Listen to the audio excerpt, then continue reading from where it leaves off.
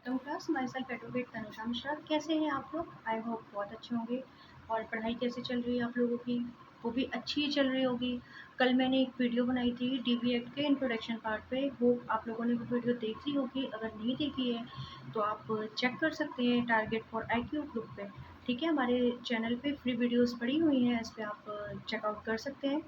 अब हम आगे बढ़ते हैं। आज हम कोई भी डायरेक्ट नहीं पढ़ने वाले। कल मैंने डेफिनेशन क्लॉज पढ़ा था, हम सब ने कल डेफिनेशन पढ़ा था। और ठीक है, डेफिनेशन क्लॉज में सारी डेफिनेशंस नहीं पढ़ी थी, हमने सिर्फ कॉम्पेंसेशन ऑर्डर तक पढ़ा था। ठीक है, आज हम डीबी एक्ट का ओवरव्यू समझेंगे। तो लेट्स गेट स्टार्टेड। समझ आ गया होगा। आज हम कोई भी डायरेक्ट नहीं पढ़ने वाले, मैं बार बार कह रही हूँ। आज मैंने एक ओवरव्यू आप लोगों के लिए तैयार करके रखा है, जो कि मैंने बोर्ड पे लिख रखा है, आपको दिख रहा होगा। अभी मैं आपको बैक कैमरे से प्रॉपर दिखाऊंगी। तो आज हम इसके बारे में पढ़ेंगे, who can take relief under this act, who can file complaint. Okay, और हम कंप्लेंट फाइल करेंगे तो हमें क्या क्या रिलीफ मिलेंगे, हम कैसे कैसे कर सकते हैं। चीज़ें ये होती है ना कि लॉ बना होता है, लेकिन हमें पता नहीं होता कि प्रॉपर हम करें क्या, हम उस लॉ का इम्प्लीमेंट कैसे करें, हम कहाँ जाएँ। लोगों को गलत नॉलेज होती है ना। तो इसलिए आप जो है बिल्कुल सही नॉलेज लीजिए और सही तरीके से काम करिए। अगर आप एक मतलब नॉन लॉ बैकग्राउंड में है, फिर भी आपको पता होना चाहिए, एक नॉर्मल मतलब इंसान भी, आप हाउस वाइफ है तो आपको पता होना चाहिए आपके राइट्स क्या क्या है। ओके, तो अब हम अपने टॉपिक पे आते हैं। टॉपिक है, आपको दिख रहा है DV act target for IQ, हमारे चैनल का नाम है। ठीक है, आई होप आपको मेरी हैंड राइटिंग समझ आ रही होगी। एक्चुअली थोड़ी बहुत बोर्ड पे इधर उधर हो जाती है, तो आई होप आप लोगों को समझ आ रही होगी। अगर आपको कोई प्रॉब्लम है तो आप कमेंट बॉक्स में लिख सकते हैं, मैं आपको उसका जवाब दे दूँगी। बाकी आप हमारा एक नंबर है, उस पे कॉल करके आप मेरे से कॉन्टैक्ट कर सकते हैं, अगर आप इंटरेस्टेड हैं, आपको कोई प्रॉब्लम आ रही है। ठीक है, सबसे पहले इसमें हम क्या पढ़ेंगे, who can take relief under this act. ठीक है, तो मैंने कल भी बताया था एनी वुमेन, मतलब वो कोई भी महिला हो सकती है। ठीक है, इसका मतलब क्या है, women can file complaint against her, वो किसके किसके अगेंस्ट कंप्लेंट कर सकती है।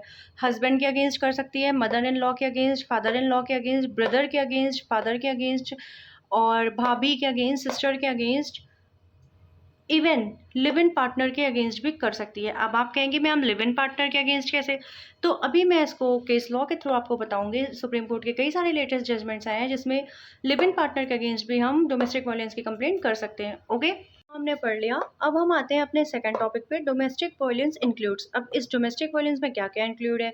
डोमेस्टिक वायलेंस तो हम कर रहे हैं, हम ये तो बता नहीं रहे कि हम डोमेस्टिक वायलेंस में इंक्लूड क्या क्या है।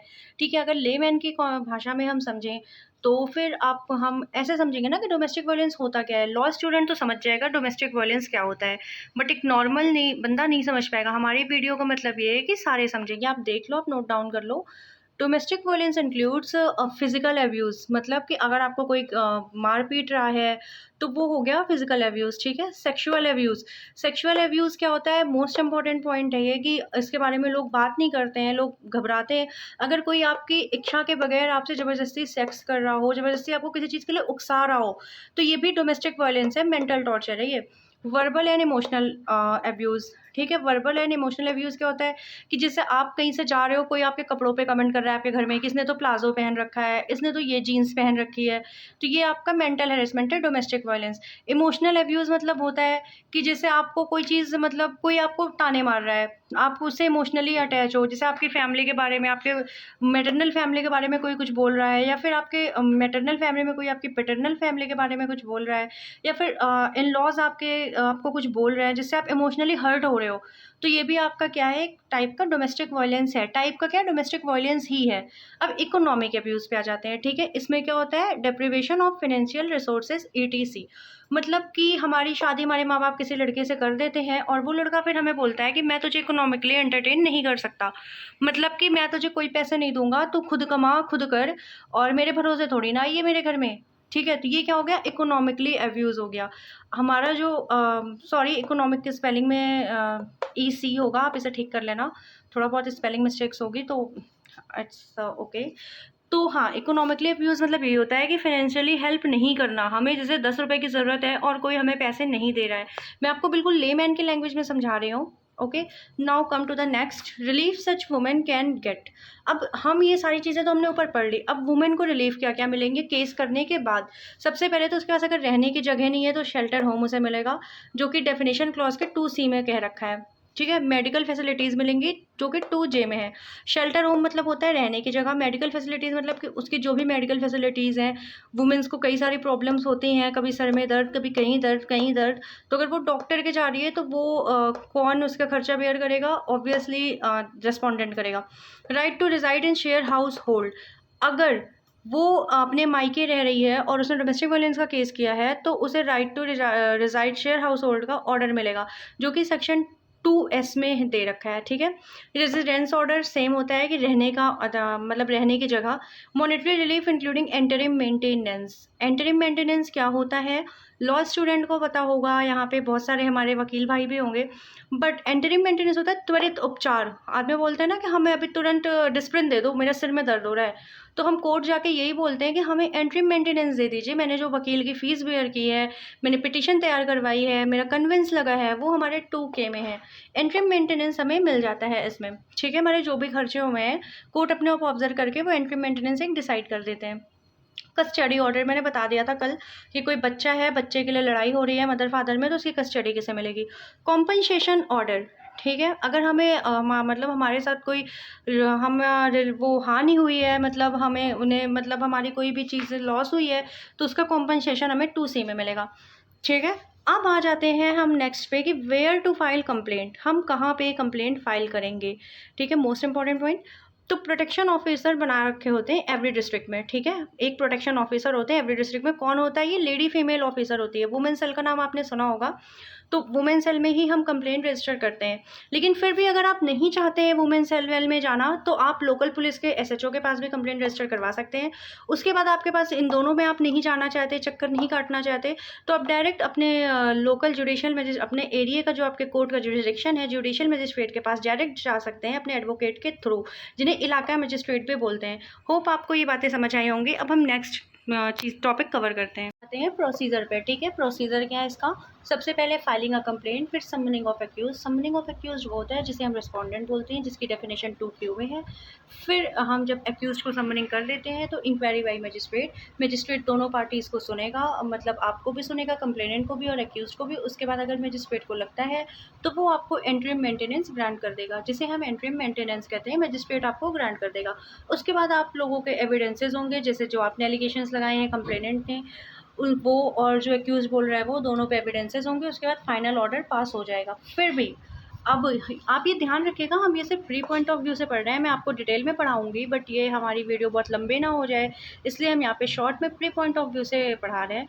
अगर फिर भी आप डिटेल पढ़ना चाहते हैं तो हमारे पेड ग्रुप्स भी चल रहे हैं, आप उसमें कॉन्टैक्ट कर सकते हैं।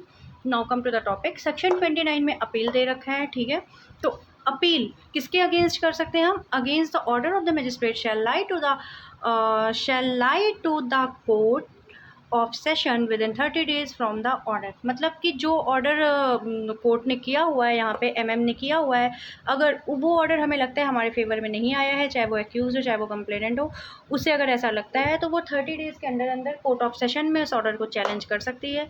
फिर भी आफ्टर अगर आपको लगता है कोर्ट ऑफ सेशन ने भी आपके फेवर में ऑर्डर नहीं किया है, तो आपके स्टेट का जो कंसर्न हाई कोर्ट है, जैसे दिल्ली है तो दिल्ली स्टेट का जो हाई कोर्ट ऑफ दिल्ली है, यूपी में आप रहते हैं तो high court of Lucknow, high court of Allahabad में आप जाके उस सेशन के ऑर्डर के अगेंस्ट भी अपील फाइल कर सकते हैं।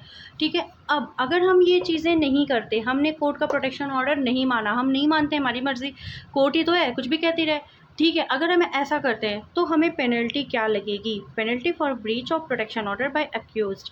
ठीक है। अगर प्रोटेक्शन ऑर्डर हो गया कि आप इस वुमेन को अपने घर में रखें, कंप्लेनेंट को रखें, और आप घर में ताला लगा के फरार हैं, आप नहीं रख रहे हैं, तो आपके को जेल है, इम्प्रिजनमेंट विच में एक्सटेंड अप टू 1 year, 1 साल की जेल आपको हो सकती है, बढ़ भी सकता है। ये फ़ाइन है 20,000 का, ये भी बढ़ सकता है, या फिर दोनों हो सकता है, फ़ाइन और जेल।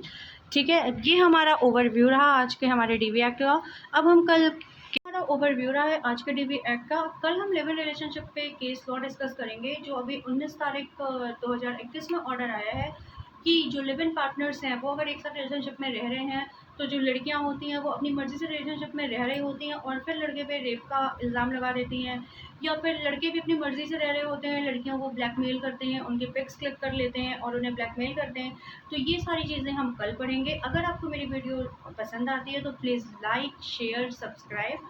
और अगर आपको डिटेल में चीज़ें पढ़नी है, आपको नोट्स भी चाहिए और आपको चीज़ें सेक्शंस बिल्कुल डिटेल में पढ़ने हैं, तो हमारे पेड ग्रुप्स चल रहे हैं, आप वो ज्वाइन कर सकते हैं। हम सिर्फ प्री पॉइंट ऑफ व्यू से पढ़ रहे हैं और प्री पॉइंट ऑफ व्यू से हमें ये इतना सफिशिएंट है, मोर देन एनफ है। ये क्वेश्चन आपका ज़रूर आता है, आप मार्क कर लीजिए कि अपील हम कहाँ कर सकते हैं और किस ऑर्डर के अगेंस्ट कहाँ अपील जाएगी, कितने दिनों में जाएगी। ठीक है, तो इसलिए हमें सिर्फ प्री पॉइंट ऑफ व्यू से पढ़ना है। यहाँ पे हम बहुत डिटेल में नहीं पढ़ते। प्री पॉइंट ऑफ व्यू से पढ़ने के लिए हमें बेयर एक्ट का कमांड बहुत ज़रूरी है।